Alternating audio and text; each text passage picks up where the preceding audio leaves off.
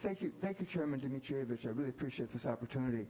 And there's three important questions that we need to ask regarding this mask requirement, and that is it necessary, is it safe, and is it effective? The first one, is it necessary? The argument has been made that masks will stop the spread. We need masks to keep people safe.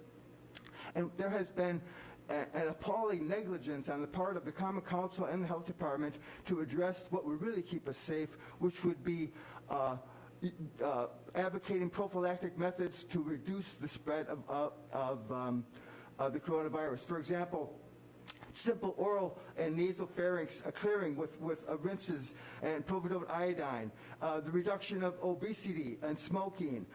There are comorbidities that we should be addressing in the community and educating them about. There are proven efficacious treatment methods out there, including ivermectin and hydroxychloroquine, that are being ignored. And I don't care what the CDC says, there's peer-reviewed research that substantiates the proven efficacy of these alternative treatments. The idea that the only thing we can do is keep people apart and put masks on them to stop the spread of this disease is fallacious. Second, we need to address the issue, is it safe?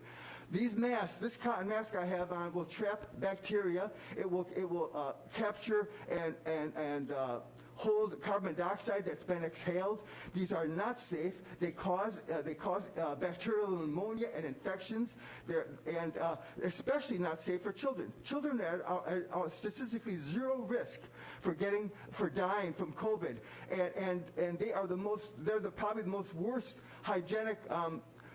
As far as habits of wearing their masks, and these children need to see faces. They need to see faces to communicate with people and to learn. And we're pretending that there's no downside to these masks for the education of young children and their ability to learn and recognize adult faces and emotions and expressions. And let's be clear, if you had succeeded in getting this requirement back in August, we have been over the limit of 100 cases per 100,000 since August.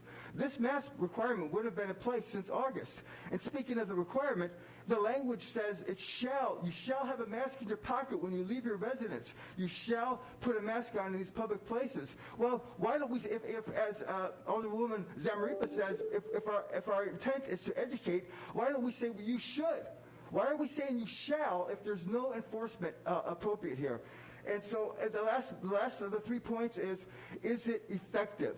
And whether you want to just rely on the CDC, which is wrong, there's a vast body of alternative research that's peer-reviewed that shows that these masks do not stop the spread of the SARS-CoV-2 virus, especially these cloth masks, which are worthless. And this resolution speaks nothing to the nature of the facial protection that's going to be required. So I thank you for your time. I want to reiterate those 3 points you should consider before your vote. Is it necessary? Is it safe? And is it effective? And the answer is no on all 3, and I sincerely appreciate your time. Thank you very much. Thank you, sir.